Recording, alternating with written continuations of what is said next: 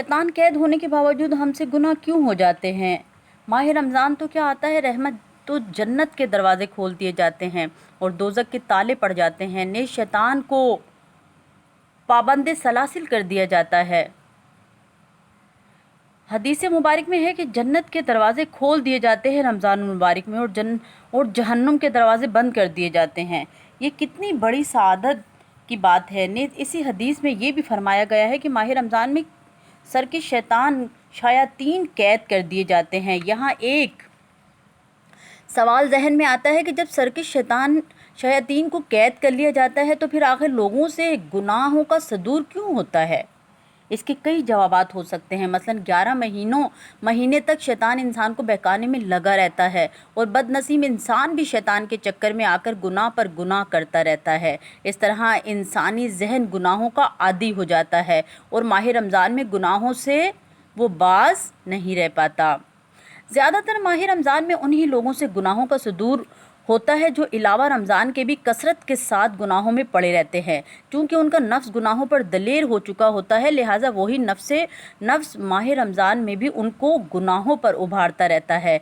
हदीस मुबारक में आता है, जब कोई इंसान गुनाह करता है तो उसके दिल पर एक स्याह नुक्ता बन जाता है। जब दूसरी बार गुनाह करता है तो दूसरा स्याह नुक्ता बन जाता है, यहाँ तक कि उसका दिल स्याह हो जाता है। नतीजा भलाई की तरफ उसके दिल पर असरअंदाज नहीं होती। अब जाहिर है कि जिसका दिल ही जंग आलूद और स्याह हो चुका हो, उस पर भलाई और खैर की बात और नसीहत कहाँ असर करेगी। माह रमज़ान हो या गैर रमज़ान, ऐसे इंसान का गुनाहों से बाज़ो बेजार रहना नहायत ही दुश्वार हो जाता है। उसका दिल नेकी की तरफ माइल ही नहीं होता। अगर वो नेकी की तरफ आ भी गया तो बसा औकात उसका जी इसी स्याही के सबब नेकी में नहीं लगता और वो नेकियों के माहौल से भागने ही की तदबीरें सोचता है। उसका नफ्स उससे लंबी लंबी उम्मीदें दिलाता है, गफलत उसे घेर लेती है और वो बदनसीब नेकियों और अच्छे और पाकीज़ा माहौल से दूर जा पड़ता है। माह रमज़ान की मुबारक सातें बल्कि पूरी पूरी रातें वो शख्स लहू लाबे फजूलियात, खेल कूद, गाने बाजे, गेम और तरह तरह के खुराफात में बर्बाद कर देता है इस मुबारक सातों को।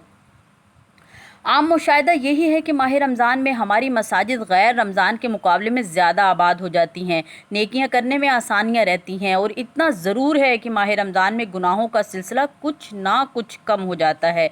जैसे ही माह रमज़ान रुखसत होता है, शैतान आज़ाद हो जाता है और गुनाहों का खूब ज़ोर बढ़ जाता है। और ईद के दिन तो इस कदर गुनाहों की कसरत हो जाती है कि वो सिनेमा घर जो शायद सारे साल में कभी ना भरते हों, उन पर भी हाउसफुल का बोर्ड लग जाता है। पूरे साल में जो खेल तमाशे और मेले झमेले नहीं होते, वो भी बदकिस्मती से ईद के रोज़ ज़रूर होते हैं। गोया ऐसा मालूम होता है कि 1 महीने की कैद के सबब शैतान बेहद बफर चुका है और माह रमज़ान की सारी कसर वो ईद ही के रोज़ निकाल देना चाहता है। तमाम तफरीगाहें बेपर्दा और मर्दों से उभर जाती हैं, तमाम ड्रामा गाहें भर जाती हैं, बल्कि ईद के लिए नई नई फिल्में और नए नए ड्रामे लगा दिए जाते हैं। अफसोस, मुसलमान शैतान के हाथों खिलौना बनकर रह जाता है। मगर कई खुश नसीब मुसलमान ऐसे भी होते हैं जो अल्लाह की याद से गफलत नहीं करते और शैतान के बहकाने से महफूज रहते हैं। अब माह रमज़ान के जिनको भी अल्लाह ताला ने माह रमज़ानुल मुबारक मुयस्सर फरमाया है, वो तमाम के तमाम ड्रामों को, फिल्मों को छोड़ के, ये जो हमारे पास थोड़े से कम रोज़े, आधे महीने से भी कम रोज़े रह गए हैं, तो इसमें अल्लाह ताला हमें ज़्यादा से ज़्यादा इबादत करने की तौफ़ीक अता फ़रमा दे। अल्लाह ताला ज़्यादा से ज़्यादा, क्योंकि इस महीने के अंदर रमज़ानुल मुबारक के अंदर कुरान पाक अल्लाह ताला ने नाजिल फरमाया, तो हमें ज़्यादा से ज़्यादा कुरान पाक पढ़ने की तौफ़ीक अता फ़रमा दे। हमारा दिल कितना भी चाहे कि हम ये ड्रामा देख लें, ये फ़िल्म देख लें, ये गेम खेल लें, इससे बात कर लें, इसकी चुगली कर लें, इन चीज़ों को सिर्फ़ अल्लाह की रज़ा के लिए छोड़ दें कि ये अल्लाह का महीना है, झूठ बोलना छोड़ दें, ये अल्लाह का महीना है, गीबत करना छोड़ दें, ये अल्लाह का महीना है, तमाम फजूलियात को छोड़ दें। बल्कि अगर आपको लगता है कि मैं उसके पास बैठूंगा तो हमारी कोई चुगलियाँ इधर उधर की होंगी, तो आप वहाँ से किनारा कशी करें, आप उससे ज़्यादा सोना बेहतर समझें, क्योंकि रमज़ानुल मुबारक के अंदर सोना भी इबादत है। तो میں التماس کروں گی تمام کو کہ یہ مبارک مہینہ ہم سے جدا جدا ہے، جہاں 15 روزے ہم سے جدا ہو گئے، آج 16واں روزہ ہے، تو نہ جانے اگلے سال ہمیں یہ مبارک مہینہ میسر آنا ہے یا نہیں۔